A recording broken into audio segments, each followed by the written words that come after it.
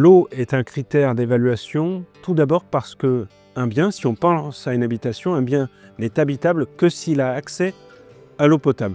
Et il devient un critère aujourd'hui majeur dans l'évaluation, puisqu'on a des zones où il n'y a plus d'eau de manière durable, de manière pérenne dans le temps.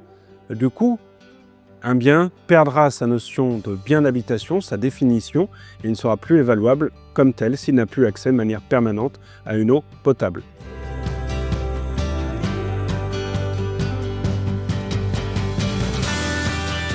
C'est d'aller chercher sur les différentes bases de données. On a des bases de données, par exemple le WWF sur la pérennité de la ressource en eau.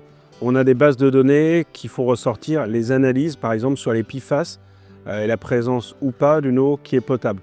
À partir de tout ça, on va établir un scoring du bien par rapport à ses besoins en eau, le nombre d'habitants, l'entretien du jardin, ça peut être la piscine, les différentes activités.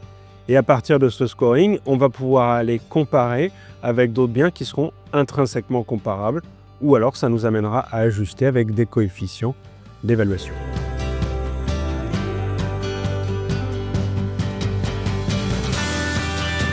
Si le changement climatique perdure et qu'on a des zones qui sont définitivement condamnées, on pense bien sûr à la partie sud-est de la France, on peut penser à plein d'autres parties sur la planète.